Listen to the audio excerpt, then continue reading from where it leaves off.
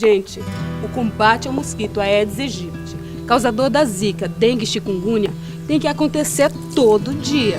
Em casa, na rua. Tô de olho, hein, vizinha? No trabalho. Na escola. Tchau, mãe. É preciso fazer muito mais agora. O futuro de nossas crianças e de todos nós está em risco. Já são centenas de casos de microcefalia relacionada à zika no estado. Por isso, preste muita atenção. Sentiu dor de cabeça, febre, dor no corpo e nas articulações? Beba bastante água e procure um médico.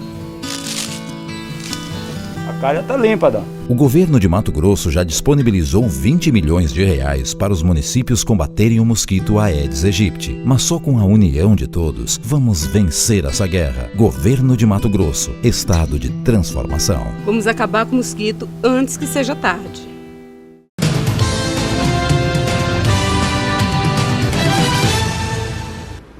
Olá, seja bem-vindo a mais uma entrevista aqui pelo RDTV.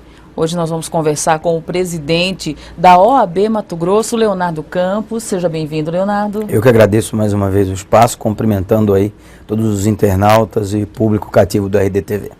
Muito bem. Eu já quero perguntar para você, Leonardo, a respeito de uma postura muito bacana que a OAB tem tomado nos últimos tempos, que é de ter uma postura mais participativa nos assuntos que envolvem a sociedade, não é? A OAB antigamente ela tinha uma postura muito reservada, não opinando, inclusive, com relação a alguns assuntos. A gente tem percebido uma mudança significativa nesse sentido. A que se deve isso, na sua opinião? Nós, quando propusemos lançar um projeto ainda para ser candidato a presidente da OAB, ouvindo toda a base da advocacia, capital interior, jovem advocacia, advogado mais experiente, advogada, cujo mês nós estamos comemorando hoje com um grande evento na ordem e teremos uma programação o mês todo, aproveitando a oportunidade para falar com as advogadas, depois espero poder detalhar melhor. Enfim, ouvindo todo o segmento da advocacia de nosso estado, eles, na montagem do nosso plano de gestão, eles nos elencaram dois pilares principais que a advocacia almejava. O primeiro, obviamente, era devolver o respeito ao advogado e advogada, tendo ele como elemento principal da OAB, como prioridade zero da OAB, a defesa intransigente das nossas prerrogativas. E um segundo pilar que ouvimos muito foi exatamente a OAB não cumprindo o seu papel como deveria cumprir de porta-voz da sociedade. A OAB, por delegação constitucional e por delegação infralegal da Lei 8.906, é a advogada da sociedade civil organizada. Ela é a porta-voz da sociedade civil organizada. É a partir da OAB que os anseios e os desejos de todos os órgãos da sociedade se reverberam e se tornam factíveis e se tornam publicizados. Então nós encampamos muito bem esse recado da advocacia, essa missão, melhor dizendo, da advocacia. E isso demonstra, eu tenho recebido muitos votos de felicitações por essa postura mais aguerrida da ordem. Nós já iremos para a rua agora no próximo dia 31, num movimento mais forte, melhor dizendo, no dia 13, num movimento mais forte. Antes nós faremos uma ampla mobilização, nós iremos até as faculdades, até os semáforos, até os sinaleiros, convocando a sociedade civil organizada para ir para a rua, debater o futuro do país, para ir para a rua dizer que basta, que chega de tanta corrupção. Na outra linha, e não, vai ser com certeza, podemos abordar no decorrer da nossa conversa, nós faremos um grande ato também de defesa da Constituição, frente àquela decisão do Supremo Tribunal Federal. Já estou em conversas com a bancada federal de Mato Grosso para levá-las, todos os deputados federais e senadores, na ordem, para debater a questão do aumento da carga tributária, junto com a corrupção. Esse é um mote que nós iremos para a rua, e eu quero aproveitar esse importante canal de comunicação para dizer que a OAB não tem vinculação e não terá política partidária. Nós não vamos parar a rua no próximo dia 13 criticar governo A ou governo B, até porque entendemos que é uma sucessão de erros para chegar nessa situação caótica que está o país. Nós iremos para ruas com dois motes. Primeiro, a indignação da população brasileira, em especial mato-grossense, contra a corrupção. Basta. E o segundo é a campanha que lançaremos e debateremos com a bancada federal: mais respeito, menos impostos, que é a não aceitação da sociedade civil brasileira, da sociedade civil mato-grossense, do aumento da carga tributária. Então esse será o foco que a OAB vai, junto com a advocacia, levar às ruas o seu grito, a sua palavra de ordem contra esses dois temas básicos da República. E Leonardo, além dessas ações que você acabou de falar para nós, de que outra forma a OAB poderia participar efetivamente de movimentos, ou seja, no combate à corrupção, na sua opinião? Olha, nós provocando o debate e cobrando as autoridades públicas constituídas. Nós não podemos aceitar num país onde faltam recursos públicos para saúde, educação, segurança pública, onde nós não temos uma educação para servir o povo, uma saúde para servir o povo brasileiro de qualidade, conforme preconiza a nossa Constituição. Faltam vagas nas escolas, nós temos aí policiais com remuneração, com subsídio abaixo daquilo que deva ganhar um policial para trabalhar motivado, para trabalhar capacitado com cursos de capacitação. Nós tivemos aí, não raras vezes, denúncias de abordagens não corretas da polícia aos munícipes. O que isso reflete? Falta de treinamento. Falta de treinamento com falta de investimento, de capacitação. Então nós precisamos provocar essa discussão na sociedade brasileira. Nós precisamos sacudir o Brasil e dizer, olha, nós precisamos melhorar a qualidade do gasto público. Nós não podemos aceitar que na ponta, para quem é o destinatário final dos recursos públicos, o povo brasileiro, para quem paga essa conta, que é o povo brasileiro recolhendo seus impostos, não tenha serviços públicos de qualidade. Em detrimento disso, dia após dia, nós vemos aí notícias de novas operações.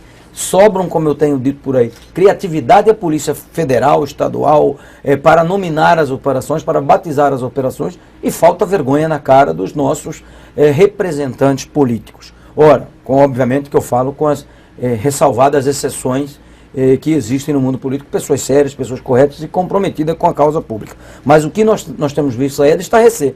Não tem recursos públicos para investimentos e melhoria da vida da população brasileira, e os desvios pelos raros da corrupção já passam na casa de trilhão.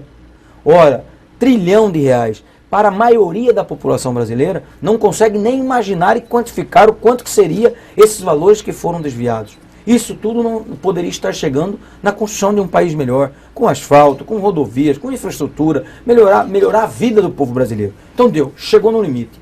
A população brasileira está indignada. Esse ano é um ano de eleição. Como a OAB pretende atuar nas eleições desse ano? Ela pretende fazer alguma coisa até para estar garantindo mais lisura, observando melhor? Como que vai ser essa atuação da OAB nesse ano? Agradeço a pergunta. Nós vamos atuar firmemente. Nós, tão logo tomamos posse nessa linha ou nesse pilar de advogada da sociedade e representante da sociedade civil organizada, nós já procuramos todos os poderes, executivo, legislativo, judiciário, colocando a ordem à disposição. E tivemos uma reunião com o governador, onde solicitamos que a ordem tenha assento em todos os conselhos do Estado. Da mesma forma, demos um comando a todos os nossos presidentes de subseções para que façam o mesmo nos municípios. Aqui em Cuiabá, quero também aproveitar a oportunidade para agradecer o vereador Leonardo Oliveira, que apresentou um projeto de lei na Câmara Municipal, tornando obrigatório o assento para a ordem em todos os conselhos municipais. Aprovado esse projeto, nós replicaremos ao interior do Estado para que as nossas subseções também implantem e solicitem às câmaras de vereadores que deem seguimento em projetos semelhantes. Isso apenas para deixar claro, a participação da ordem na representação da sociedade civil. Quanto às eleições, na visita aos poderes, nós também visitamos o TRE e o Tribunal de Contas do Estado. E já estamos assinando com o Tribunal de Contas do Estado um termo de cooperação técnica para palestras para a sociedade, candidatos e depois eleitos. Essa palestra será conduzida pelo Tribunal de Contas, terá a participação do Tribunal Regional Eleitoral, da OAB e do Ministério Público. Nós falaremos da reforma política. Quais as inovações trazidas pela lei eleitoral, pela nova lei eleitoral, quais os limites que os candidatos podem dispor nas suas campanhas. O Tribunal de Contas falará sobre a lei de responsabilidade fiscal e o Ministério Público sobre improbidade administrativa e suas consequências no processo político. Então é a junção de forças levando para a sociedade. Outra coisa, nós faremos, provavelmente em abril, um grande evento de resgatando a campanha Voto Não Tem Preço, Tem Consequência, para que nós possamos levar ao eleitor a importância do sufrágio universal. Eu tenho dito, por onde passo, que talvez a hora do voto é o momento mais importante da cidadania brasileira. Naqueles 15 segundos do eleitor com a urna, da urna com o eleitor, é o único momento em que o cidadão brasileiro está em pé de igualdade com qualquer outro do seu país. O mais simples do cidadão tem o mesmo poder do mais graduado cidadão da República. Ou seja, aquele momento do voto, a escolha pessoal, a escolha individual, tem o mesmo poder, vamos dizer, da presidente Dilma, como dos mais simples, um porteiro, qualquer outro, com todo respeito à atividade, qualquer outro cidadão. Então, ele precisa ter a consciência de que o seu voto é a oportunidade de mudar o seu país, de mudar o seu estado e, neste ano, de mudar o seu município. Analise a ficha dos candidatos, saiba quem tem propostas para servir as causas públicas e não se servir das coisas públicas. Mandato não pode ser contrato, onde um financia e depois do resultado da eleição, se eleito, vai cobrar a fatura. Mandato tem que ter um compromisso com as causas públicas. Presidente, recentemente o ex-candidato à presidência da OAB também, Pio da Silva, pediu acesso às contas do senhor na época que o senhor era presidente ali da Caixa dos Advogados aqui da OAB. Sim. Como é que o senhor interpretou esse pedido? Com muita naturalidade. Aliás, as contas da Caixa e também da Ordem agora que preside, estou à disposição de todos os advogados mato-grossenses. Absolutamente todos. Nós, se tem um assunto que é tratado com prioridade na Ordem e na Caixa, é a transparência. Nós franqueamos ao candidato Pio os balancetes, os balanços, todas as informações que ele entendeu necessária e ele não se sentiu satisfeito, em que pese não ter comparecido a nenhuma das sessões públicas que foram julgadas essas contas. Eu quero deixar claro para a advocacia mato-grossense que as contas da Caixa, enquanto fui presidente, de 2010 a 2015, foram todas aprovadas em 3 instâncias de julgamento. Todas, absolutamente todas.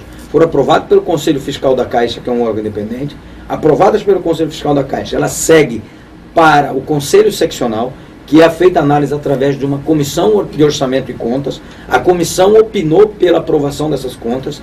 Com base nesses pareceres da comissão, ela é submetida ao órgão pleno da OAB, o seu Conselho Pleno.